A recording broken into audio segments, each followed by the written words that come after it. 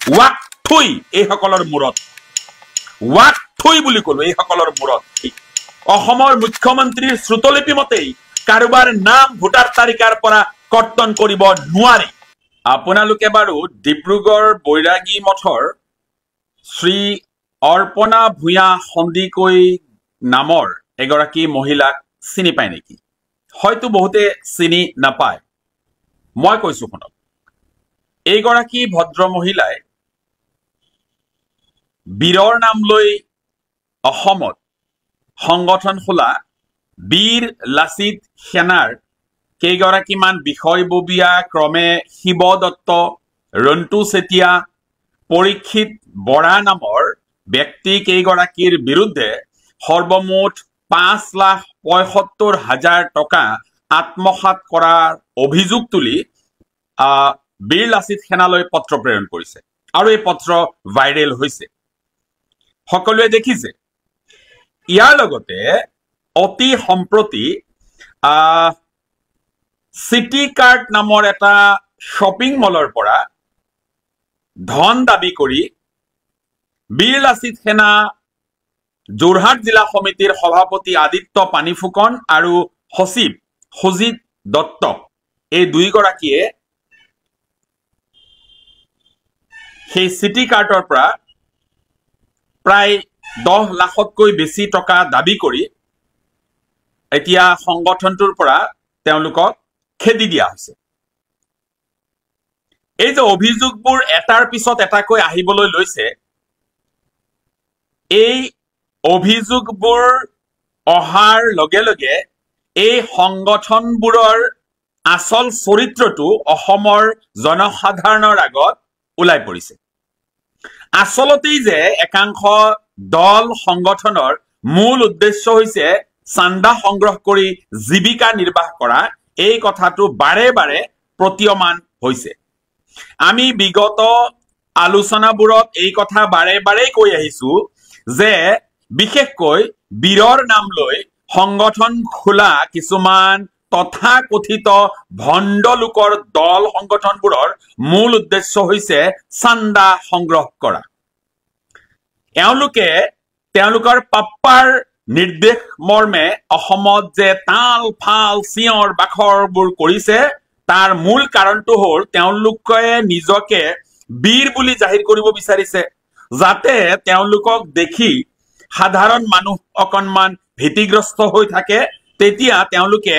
সাধাৰণ মানুহবোৰৰ ওপৰত দাবী ধমকি দি তেওঁলোকে যাতে চান্দা সংগ্ৰহৰ বাটটো মসৃণ কৰিব পাৰে, তাৰ বাবে তেওঁলোকে টেটু ফালি চিঞৰ বাখৰবোৰ কৰি থাকে। বিৰাট ইণ্টাৰেষ্টিং কথাটো হ'ল, দুৰ্বলীৰ ওপৰত বা দুৰ্বল মানুহৰ ওপৰত যিটো অত্যাচাৰৰ ধাৰা, সেইটো সৃষ্টি আৰম্ভ হোৱাৰ পৰা চলি আহিছে যে দুৰ্বলৰ ওপৰত যিসকল অকণমান বল থকা মানুহ আছে তেওঁলোকে অত্যাচাৰবোৰ কৰে আৰু দুৰ্বলীসকলে সেই অত্যাচাৰবোৰ কৰবাত নহয় কৰবাত তেওঁলোকে সহিবলগীয়া হয়। ইয়াৰ ব্যতিক্ৰম অসমো নিশ্চয় নহয়। আজি যেতিয়া অবৈধ বেদখলকাৰীসকলৰ বিৰুদ্ধে চৰকাৰে ব্যৱস্থা গ্ৰহণ কৰি সেইসকলক যেতিয়া উচ্ছেদ কৰিছে, সমান্তৰালকৈ যিসকলে বেদখল কৰিছে সেই সম্প্ৰদায় বা সেই ধৰ্মক টাৰ্গেট কৰি বিভিন্ন অঞ্চলত মানুহবোৰৰ ওপৰত অত্যাচাৰ কৰা হৈছে বা তাৰ ভিডিঅ' ফুটেজ ভাইৰেল হৈছে। তাত আমি দেখিছো নেতৃত্ব বহন কৰিছে এই বীৰৰ নাম লৈ চান্দা তুলি খোৱা সেই দল সংগঠনবোৰৰ সেই কাপুৰুষ নেতাবিলাকে সেইবিলাকত দায়িত্ব লৈছে, যেন গোটেই অসমখন তেওঁলোকে মিয়া মুক্ত কৰিব, মুছলমান মুক্ত কৰিব। স্পষ্ট এটা কথা কৈ দিওঁ যে বৈধ ভাৰতীয় মিয়া অথবা মুছলমানক এই ভাৰতবৰ্ষৰ পৰা খেদি পঠোৱাৰ দম সাহস কাৰো নাই, কোনেও নোৱাৰে। বৈধ মিয়াক এটা অঞ্চলৰ পৰা খেদি পঠিয়াব পাৰিছে, তাৰ কাৰণটো হ'ল যিসকল সেই বৈধ নাগৰিক তেওঁলোক দুৰ্বল, কাৰণ তেওঁলোকে খাটি খোৱা, তেওঁলোক শ্ৰমজীৱী মানুহ আৰু তেওঁলোকৰ ওপৰত এইদৰে জঁপিয়াই পৰা সকল নিশ্চয়কৈ বীৰ নহয়। সাধাৰণ মানুহে সিদ্ধান্ত লব এইসকল বীৰ নে এইসকল কাপুৰুষ। আজি যদি তেওঁলোকৰ সৎ সাহস আছে তাত চৰকাৰী চাকৰি কৰি থকা যিসকল বৈধ ভাৰতীয় আছে তেওঁলোকক খেদি দেখুৱাওকচোন। বৰপেটাত আহক, ধুবুৰীলৈ আহক, য'ত বৈধ ভাৰতীয় মুছলমানসকল বসবাস কৰে, য'ত বৈধ ভাৰতীয় মিয়াসকল বসবাস কৰে।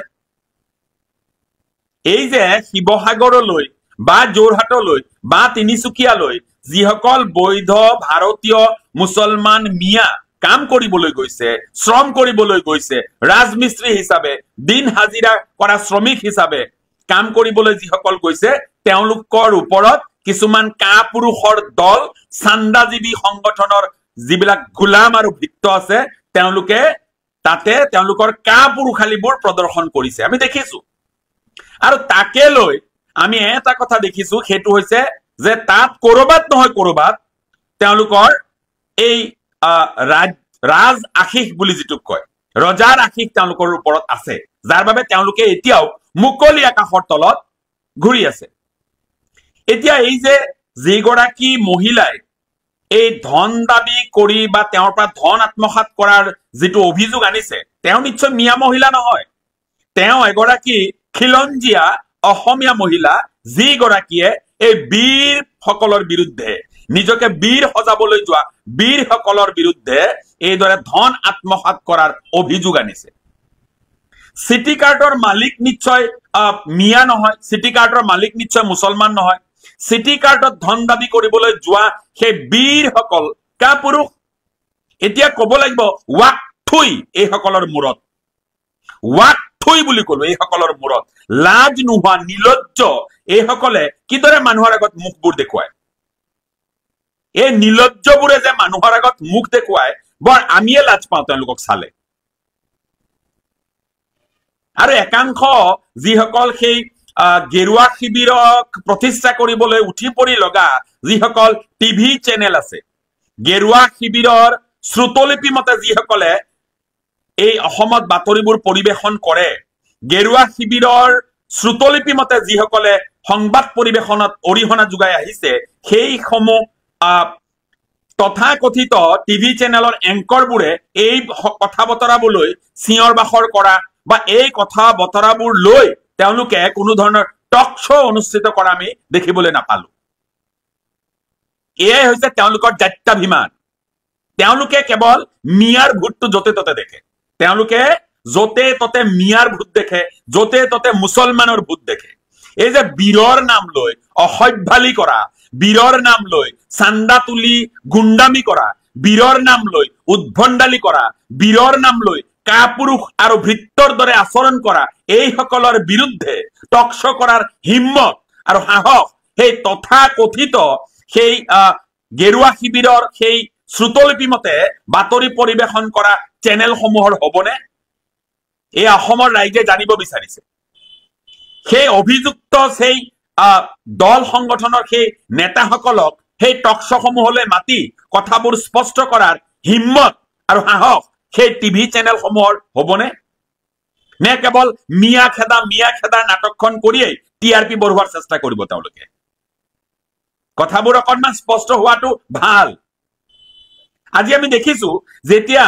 নগাই আহি পেলাই গোটেই অসমৰ মাটি বেদখল কৰিছে, তেতিয়া অসমত ইয়াক লৈ বিৰূপ প্ৰতিক্ৰিয়াৰ সৃষ্টি হৈছে।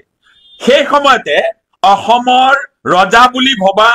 এগৰাকী সাহসী আৰু সততে নিজকে মোতকৈ শক্তিশালী মানুহ কোনোবা আছে নেকি বুলি শক্তিমানৰ দৰে নিজৰ চেহেৰা প্ৰদৰ্শন কৰিবলৈ তৎপৰ হৈ থকা ব্যক্তিগৰাকীয়ে কলে যে নাই, নাগালেণ্ডৰ সৈতে আমাৰ চুক্তি হৈ গৈছে, নাগালেণ্ডে কোনো অসমৰ মাটি বেদখল কৰা নাই, আমি সেই অঞ্চলত নাগালেণ্ডৰ সৈতে একত্ৰিত হৈ বৃক্ষৰোপণ কৰিম। আৰু অসমৰ এই গৰাকী ব্যক্তিৰ মুখত লাজ দি নাগালেণ্ডৰ উপমুখ্যমন্ত্ৰী অথবা নাগালেণ্ডৰ মুখ্যমন্ত্ৰীয়ে এই একেলগে বৃক্ষৰোপণৰ কাৰ্যসূচী কোনো ধৰণৰ অংশগ্ৰহণ নকৰি বা বৃক্ষৰোপণৰ কাৰ্যসূচী নকৰো বুলি কৈ এক প্ৰকাৰ ভাবুকি দি আৰু গোটেই অসমীয়াক লজ্জানত কৰি তেওঁলোক গুচি যোৱা কাৰ্যটোৱে কি সূচাইছে? এইবোৰ লৈ টক শ্ব'সমূহ অনুষ্ঠিত কৰাৰ হিম্মত সেইসকল তথাকথিত এই টিভি চেনেলসমূহৰ হবনে? একাংশ বীৰে নিজৰ কিম্ভূত কিমাকাৰ চেহেৰাটো প্ৰদৰ্শন কৰি চকু ফুটুৱাই দিম বুলি ঘৰৰ ভিতৰৰ পৰা নগাক ভাবুকি দিছে আৰু এতিয়া কিজানি নগাই ভয়তে গোটেই নাগালেণ্ড এৰি দিছে এইগৰাকী এই যে কিম্ভূত কিমাকাৰ চেহেৰাৰ নেতা এগৰাকীক দেখিলো এই চান্দা তুলি খোৱা এই দেহত চান্দা তুলি দেহত তেল বন্ধোৱা নেতাক দেখিলো যে নিভৃত কক্ষৰ পৰা নিৰাপদ দূৰত্বত নিজকে অৱস্থান কৰি নগাৰ চকু ফুটুৱাই দিম বুলি তেওঁ ভাবুকি দিছে হিম্মত আছে কলিজা আছে নগাৰ সন্মুখীন হবলৈ নগাৰ সন্মুখীন হবলৈ হিম্মত আছে নে সেই নিৰাপদ দূৰত্বত এটা ৰুমৰ পৰা কেইটামান টিভি চেনেলৰ বুমৰ আগত চিঞৰ বাখৰ কৰোঁতেই নগাই ভয়ত পলাই পত্ৰং দিয়া বুলি ভাবিছে তেওঁ হিম্মত আৰু সৎ সাহস যদি আছে বীৰৰ নাম লৈ সংগঠন খোলা সেইসকলে হেংদাং লৈ সেই নগা আৰু অসমৰ নাগালেণ্ড আৰু অসমৰ যি সীমা বিবাদিত সীমা তাত গৈ পহৰা দিবলৈ এওঁলোক নাযায় কিয় এতিয়া এটা ডাঙৰ প্ৰশ্ন এই যে বাংলাদেশী খেদিম বাংলাদেশী যাবই লাগিব মিয়া যাবই লাগিব কথা বতৰাবোৰ উত্থাপন হৈছে আমি 100% এটা কথা সমৰ্থন কৰো যে অসমত কোনো অবৈধ বাংলাদেশী থাকিব নোৱাৰে যদি অসমত কোনো অবৈধ বাংলাদেশী আছে সেয়া বিতৰণ হ'বই লাগিব কিন্তু অবৈধ বাংলাদেশীৰ নামত বৈধ ভাৰতীয় মিয়া অথবা মুছলমানক হাৰাশাস্তি কৰা কাৰ্য কোনো কাৰণত সহ্য কৰা নহব এই কথাটো স্পষ্ট তাৰ কাৰণে প্ৰতিহত কৰিবৰ বাবে সেই চেষ্টাক প্ৰতিহত কৰিবৰ বাবে আইনগতভাৱে যি ব্যৱস্থা ল'ব লাগে যি পৰ্যায়লৈ যাব লাগে যাবলৈ মিয়া অথবা মুছলমান মানুহ সদা প্ৰস্তুত হৈ আছে আৰু তাত সম্পূৰ্ণ আইনী সহযোগিতা আগবঢ়াবলৈ আমি প্ৰস্তুত আছো এতিয়া অসম চৰকাৰক আমি প্ৰশ্ন কৰিব বিচাৰিছো অসমৰ মুখ্যমন্ত্ৰীক আমি প্ৰশ্ন কৰিব বিচাৰিছো তথাকথিত জাতিৰ ঠিকা লোৱা সেই দল সংগঠনবোৰক আমি প্ৰশ্ন কৰিব বিচাৰিছো এই যে উচ্ছেদিত মানুহবোৰৰ নামত যি বিদেশীৰ লেবেল লগোৱা হৈছে কিমানজন বিদেশী উচ্ছেদিত মানুহবোৰৰ পৰা চিনাক্ত কৰা হৈছে তাৰ তালিকাখন ৰাজহুৱা কৰিবলৈ আমি তেওঁলোকক প্ৰত্যাহ্বান জনাইছো এই যে উচ্ছেদ কৰা হৈছে তেওঁলোকক যে অবৈধ আখ্যা দিয়া হৈছে সেই উচ্ছেদিত মানুহবোৰৰ কিমানজন অবৈধ বেদখলকাৰী অবৈধ বাংলাদেশী চিনাক্ত কৰা হৈছে সেই চিনাক্তকৰণ কৰা বাংলাদেশীৰ তালিকাখন তেওঁলোকে ৰাজহুৱা কৰি তেওঁলোকৰ সেই বীৰত্ব প্ৰদৰ্শন কৰিব বুলি আমি আশা কৰিলো এতিয়া মানুহক ভয় ভাবুকি দেখুওৱা হৈছে যে উচ্ছেদিত মানুহবোৰৰ নামসমূহ হেনো ভোটাৰ তালিকাৰ পৰা কৰ্তন কৰা হ'ব মই প্ৰতিজন ভাৰতীয় বৈধ নাগৰিকক আশ্বস্ত কৰি ক'ব বিচাৰিছো যে অসমৰ মুখ্যমন্ত্ৰীৰ কথা মতেই অসমৰ মুখ্যমন্ত্ৰীৰ শ্ৰুতলিপি মতেই কাৰোবাৰ নাম ভোটাৰ তালিকাৰ পৰা কৰ্তন কৰিব নোৱাৰি ৰিপ্ৰেজেন্টেশন অফ পিপলছ এক্ট 1950 মতে তাৰ ধাৰা 19ৰ অধীনত কোৱা হৈছে যে এজন ব্যক্তি ভোটাৰ হিচাপে পঞ্জীয়নযোগ্য হ'ব তেতিয়া যেতিয়া তেওঁৰ বয়স 18 বছৰৰ ওপৰত হ'ব অথবা কোনোবা নিৰ্বাচনী অঞ্চলত তেওঁ সাধাৰণভাৱে বাসিন্দা হ'ব এই যে শব্দটো সাধাৰণভাৱে বাসিন্দা হ'ব এই কথাটোৱে তেওঁক সেই অঞ্চলত কোনো ভূমিৰ মালিকী স্বত্ব হ'ব লাগিব বুলি কতো বাধ্যবাধকতা কৰি থোৱা হোৱা নাই এই কথাটো সংশ্লিষ্ট সকলো পক্ষই মনত ৰখাটো উচিত আৰু এই কথাটো আৰু অধিক বেছি ভালকৈ বুজিবলৈ যিসকলে চেষ্টা কৰিব তেওঁলোকৰ জ্ঞাতাৰ্থে জনাইছো মই যে union of India versus Pramod Gupta 1992 এই গোচৰত মহামান্য উচ্চতম ন্যায়ালয়ে এই কথা সুনিশ্চিত কৰিছে যে কোনোবা এটা অঞ্চলত এজন মানুহ সাধাৰণভাৱে বসবাস কৰিলে তেওঁৰ হাতত উপযুক্ত তথ্য প্ৰমাণ থাকিলে তেওঁ সেই অঞ্চলত ভোটাৰ হিচাপে নিজৰ নাম অন্তৰ্ভুক্ত কৰিব পাৰিব আৰু তাৰ বাবে সেই অঞ্চলত তেওঁ কোনো ভূমিৰ মালিকী স্বত্ব তেওঁৰ থাকিব লাগিব বুলি এই বাধ্যবাধকতাটো নাই বুলি এই যেটো এটা গোচৰ এই গোচৰত এই কথাটো স্পষ্ট কৰা হৈছে অধ্যয়নপুষ্ট প্ৰতিজন মানুহে এই কথা বতৰাবিলাক জানে আৰু বুজি পায়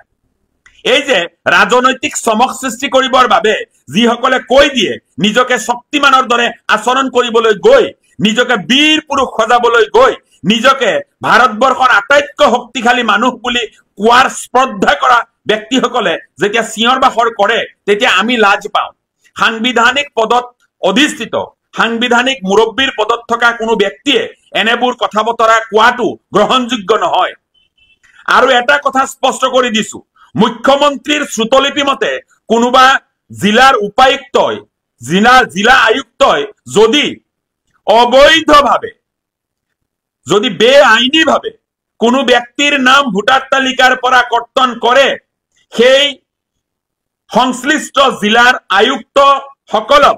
আদালতৰ কাঠগড়াত থিয় কৰাবৰ বাবে আমি বদ্ধপৰিকৰ ৰাজনৈতিক নেতাৰ শ্ৰুতলিপি শুনি যিসকল আয়ুক্তই